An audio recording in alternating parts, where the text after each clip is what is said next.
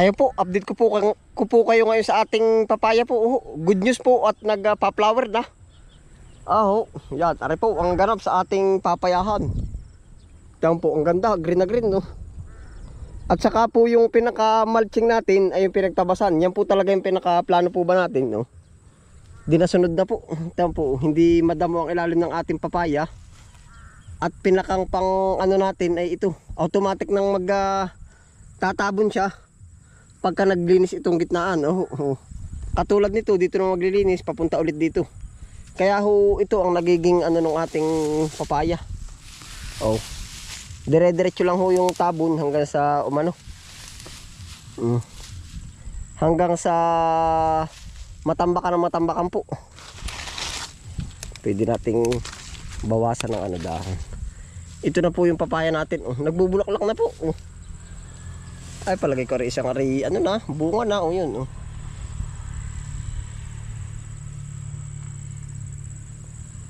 Yan. Malapit na rin po yan. Ay, talagang tayo kaantay natin kaaraw-araw ay. Mausisa natin na meron na tayong pang tinula. Pero ito pa hinugin. Nahagisa na. Nanda mo. Papaya na po.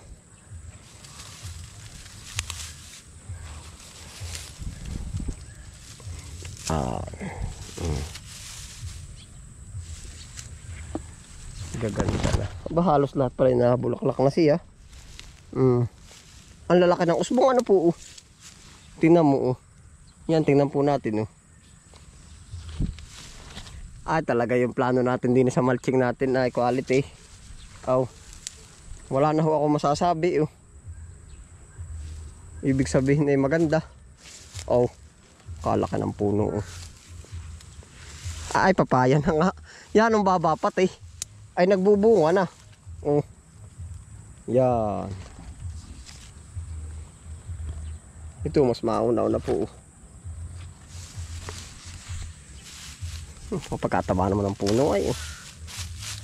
Ito po pala inaabunuhan din natin yan. Yan. Diretso na yan. Kalulusog ay talaga. Parang yun ang mas pinakamaedad na bunga natin. Halos gatrompo na po. Yan ang pinakamaedad na bunga natin.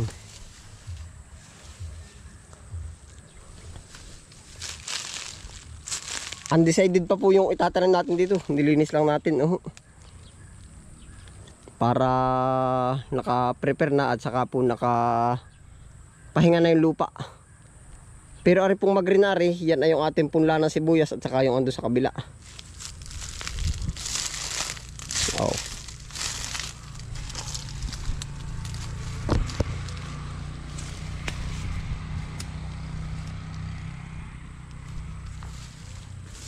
Ito pa. Yung quality. Yung pala, mas pinakamalaki. Nalo sa bandang kabila. Puro bulaklak na Nalaki ng puno, nakakatuwa. Sa totoo po ay kung kahit po kayo din naman na nagtanim na rin, ko po ba? Yung parang malilibang kapag titig kumagabay, para po bang i-refresh mo yung sarili mo. Kumbaga ba, ito na nga ito na nga po. Ari pala ang mas malaki. Ari green na yung isa madilaw-dilaw. Paano po? Yan. Papaya na. Kalalaki ng po katawan ito. Gawa po ng mataba po pati yung pagkaano niya. Mataba yung pagkalupa at gawa nga po ba ng di po ba tayo nagdi-decompose talaga ng lupa para pampataba. Ngayon po binubulok natin yung puno. Yung lupa para sa puno. Tingnan po ninyo. Palatandaan na maganda po ba yung ating halaman yan. Berde-berde naman ang puno yung dahon. Yan. Ay nakakalibang mag-update. Hmm. Ari pa po. Kalalaki ng puno. Hindi na kayang isang gugum. Ito pa po.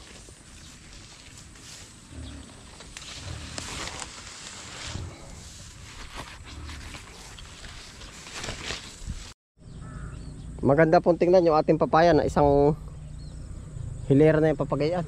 Isang tuwid na.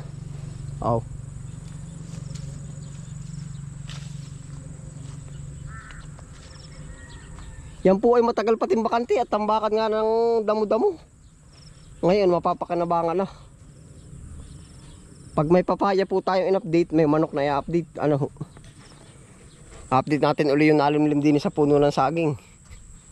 Kung ano ng status. Status.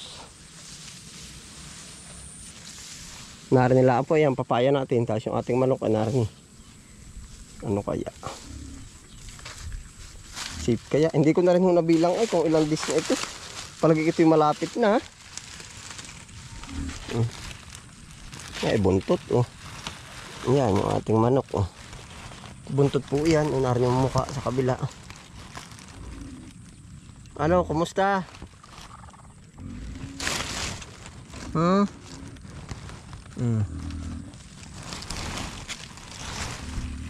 Safe na safe po naman. Dalawa yung sako. Isang green, isang blue. Kaya wala ka pang sisiw.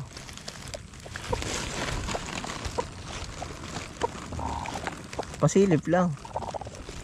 Wala pa. Parang ano po yan? 11 piraso.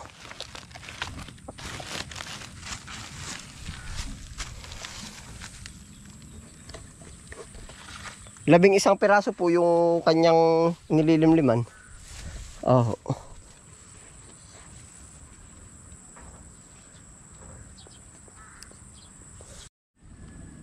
Hindi rin ho para pansin.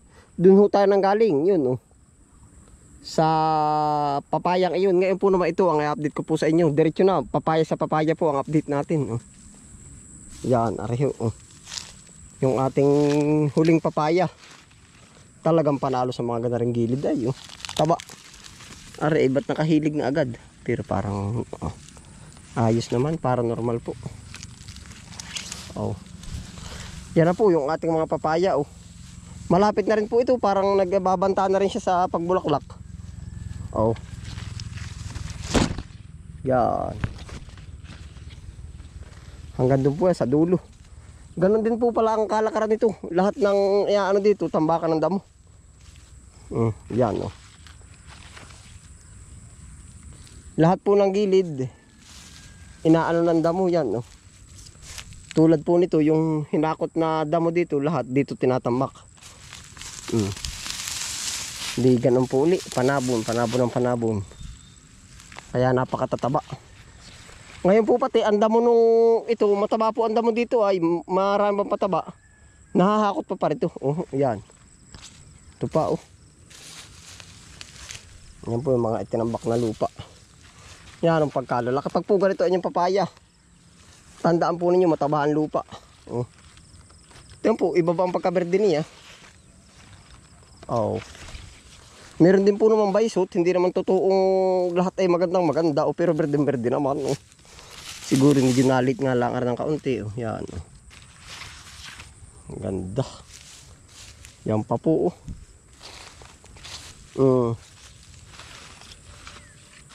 Panalo ang ating mga papaya. Yan po ang isa pang hindi rin natin gaanong pansin na kaiikot ng araw, dagdag pan-deliver po uli natin. Yan, ari pa. Laki ng tabi-tabi po. Ang laki nagko-camouflage po siya. Yan. Tipaklong mata. Hindi po pansin yan, naka-camouflage. Yan, pag ating po pinukos.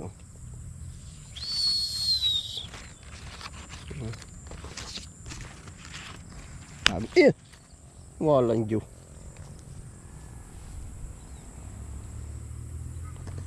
Para magkalayo po ang pugwang ano, ari at ari. Namatayan pala tayo dito ng isa. Parang may namatay pala tayo dito ng puno. Sayang.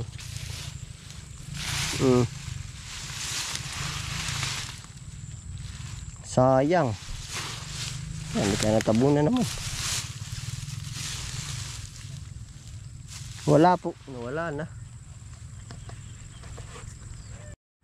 Talaga pong nawala nga ari kahit saan nato. Yan po ang ano, kumbaga pag tayo nagtanim, alam natin kung saan nakalagay ang puno ba.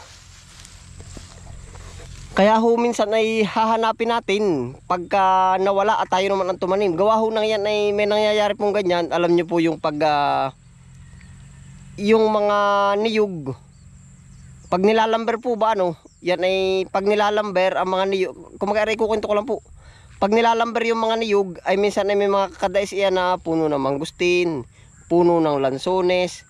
Ayan po ang patakaran dyan. Pag bumubunga ng mangustin at nabagsakan ng naglalamber, babayad po yung may pa-operate ng lumber ng 5,000 pag nagbubunga na ano, lansones ulit mo sa mangustin. Ngayon, ang ginagawa ng mga nag-o-operator ay sinasagad sa puno yung putol para hindi makita na nabagsakan, tapos tinatapon yung mga sanga, tinatabunan ng ibang kumbaga sanga ng kahoy na pinabagsak. Ay hinanap ng may-ari yung puno ng tinanim niya mangustin na nabagsakan, ay pala ginawa ng mga mag-ooperate, itinago. Ay di alam na alam ng may-ari, kahit nga po ako, kaya kumbaga parang ganito po bang ganap. Alam na alam ko sa sarili ko na dito sa tapat na ito nagtanim. Yan, ay nawala po, namatay naman siguro. Di kumbaga po, ang ginagawa nung nag-ooperate, pinuputol ng sagad para hindi makita ng may-ari. Ay ngayon naman yung may-ari, ipaglalaban niya dito ko sa tapat na ito, ay yun, di hinahango po ng may-ari yung ano, ay nandun nga yung malaking puno ng mangustin na sinagad ng power saw. Di kumbaga isinare ko po sa inyo para siguro makaligtas sa bayaring 5,000. Yan, kaya ho hindi ikakailalo ng tanim na nakapwesto yung kanyang puno. Kung nagis nyo po. Yan. Ay, ari po, baka tayo namatayan din. At memorya natin yan ay. Halos magsisinlaki ng pugwang. Ba't siya lang naman yung pinakamalayo. Yan, ari pa po. Tempot halos magkakalapit-lapit lang sila. Yan po ang mga update natin sa papaya. Yan, ito pa. Ito yung pinakamaliit natin. May nababaysot din po talaga. Ari nga ay, pero ito diretso. Yan, mausi sa amin ito hahabol din. Ay parang ay nabali siya. Ba't nagpanibagong ano siya? Usbong. Parang nabali kaya ako nabaysot. Yun. Yan. Yan po ang pinakamaliit yung pao.